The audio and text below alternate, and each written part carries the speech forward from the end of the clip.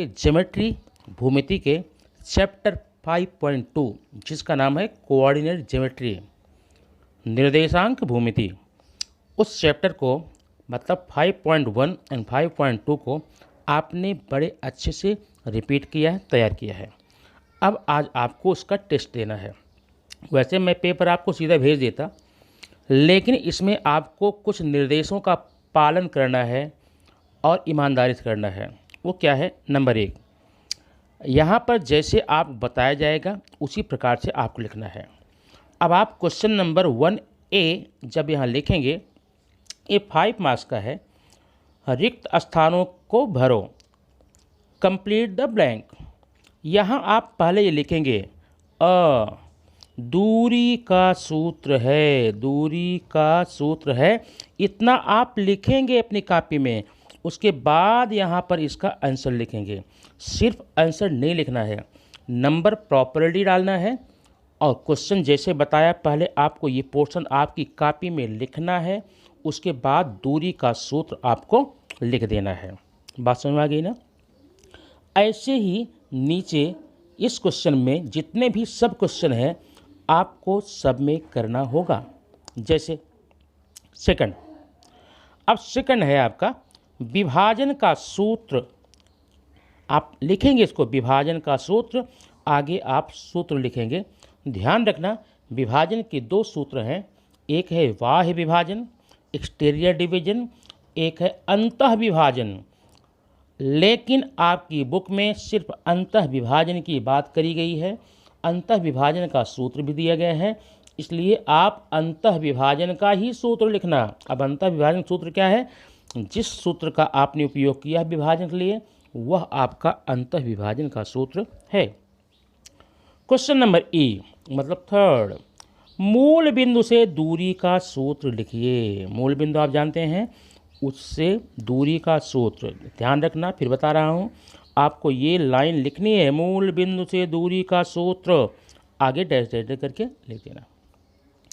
Question number 4, अब 4 में क्या, 5 में क्या है? बिंदु -3 एंड 4। अब ये जो बिंदु है ए है, इसका निर्देशांक -3 एंड 4 है, 3 ऋण 3 और 4 है। इन दोनों बिंदुओं में, इन दोनों निर्देशांकों में x का निर्देशांक कौन है? आपको यह अपनी कॉपी में आंसर के रूप में लिखना है। तो इस प्रकार से आपका ये क्वेश्चन पहले का A हो चुका है, जिसका पूरा नंबर 5 है। अगर आप प्रयास करेंगे पूरा नंबर 5 पा सकते हैं। आइए अब बढ़ते हैं आगे की तरफ। आगे आपका है क्वेश्चन नंबर 1B।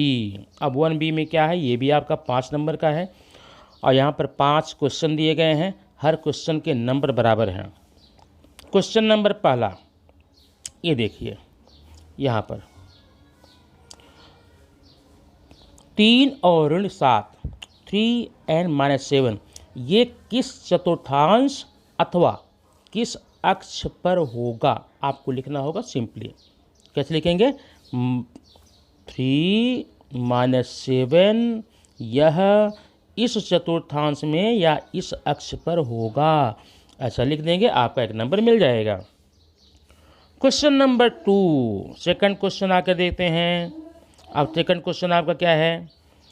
0 एंड -4 यह बिंदु किस अक्ष पर अथवा किस चतुर्थांश में, क्वार्टाइल में होगा? आपको सिंपली आंसर इसका लिखना है।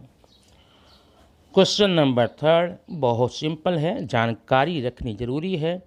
ये मूल बिंदु का निर्देशांक लिखो। अब यहाँ पर लिखेंगे मूल बिंदु डैश करके निर्देशांक कितना होता है, जो भी होता है आप जानते हैं, आप इसको लिखना है। आइए क्वेश्चन नंबर हम देखेंगे अगले में। ये रहा आपका क्वेश्चन नंबर 3, आपने देख लिया। अब देखेंगे क्वेश्चन नंबर 4, y अक्ष पर स्थित बिंदु का निर्देशांक लिखना है। माने अगर कोई बिंदु y अक्ष पर स्थित है तो उस बिंदु का निर्देशांक कितना होगा, आपको सिंपली लिख देना है। अब आएंगे क्वेश्चन नंबर 5। 5 भी वैसे ही है। जब आपने वाई एक्स का लिख लिया तो वैसे ही एक्स अक्ष पर स्थित बिंदु का निर्देशांक लिखो। What is the index of the point based on x axis. इस प्रकार से आपका क्वेश्चन नंबर 1 का बी भी हो गया। अब ये क्वेश्चन 5 आप कुल मिलाकर के अब तक आपने 10 मार्क्स के क्वेश्चन देख लिए। अब देखते हैं क्वेश्चन नंबर 2। क्वेश्चन नंबर 2 कुल मिलाकर आपके 10 मार्क्स के हैं। इसमें 5 क्वेश्चन हैं। प्रत्येक क्वेश्चन के आपके 2-2 नंबर हैं, लेकिन ध्यान देना इसको लिखना कैसे पहले ये देख लो। क्वेश्चन नंबर डालेंगे, उसमें लिखेंगे दिया गया है, दिया गया है, गिवन। इतना लिखना, ये क्योंकि हाफ मार्क का काम करेगा। फिर लिखना हल, हल में सॉल्यूशन लिखेंगे। आप पहले सूत्र लिखेंगे, जब सूत्र लिखेंगे तो यहाँ सूत्र डालेंगे, ये आपका हाफ मार्क का है। बाकी नीचे जो आप सॉल्व करेंगे पूरा वो 1 मार्क का रहेगा।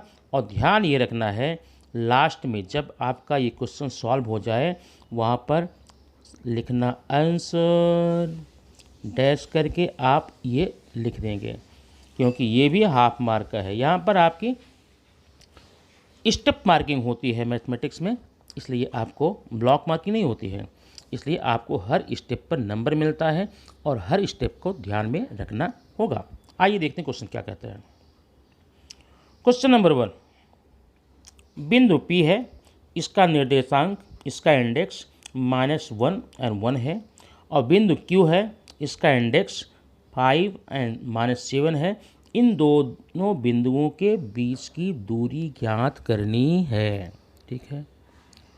क्वेश्चन नंबर 2, 22 और 20 दो बिंदु हैं, एक 20 है, एक 20 है, 22 है, एक 20 है। और दूसरे में क्या है 0 और 16। अगर आप चाहें तो एक को ए मान कर सकते हैं, एक को बी मान सकते हैं, सिंपली कर सकते हैं। इन दोनों बिंदुओं को जोड़ने वाले बिंदुओं के मध्य बिंदु का निर्देशांक, माने ए और बी को जोड़ा गया है, इसका मध्य बिंदु का निर्देशांक कितना होगा आपने पढ़ा है, आप इसको करना है। Question number 3। अब क्वेश्चन नंबर 3 क्या है, ये बिंदु है -3 और 4। इस बिंदु की मूल बिंदु से दूरी ज्ञात करनी है। याद रखना -3 और 4 की मूल बिंदु से दूरी ज्ञात कीजिए।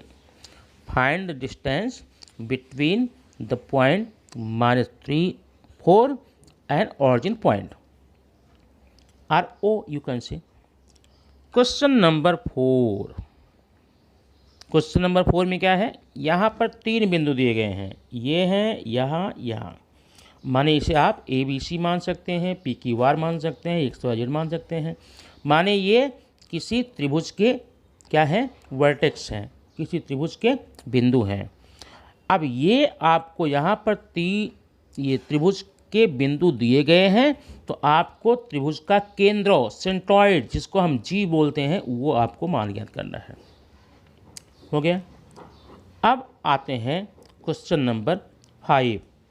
क्वेश्चन नंबर दूसरे का लास्ट क्वेश्चन 5 नंबर का है। इसमें क्या है, एक बिंदु है 0 और 6 और एक है 12 और 20। यहाँ पर एक ऐसे निशान लगा देंगे, 12 और 20। इनको जोड़ने वाले बिंदु के मध्य बिंदु का निर्देशांक ज्ञात करो। माने यहाँ भी आपको मध्य बिंदु का निर्देशांक ज्ञात करना है। तो आपने देखा क्वेश्चन नंबर 2 में 5 क्वेश्चन है, प्रत्येक क्वेश्चन के 2-2 नंबर हैं, कुल मिलाकर 10 हुआ।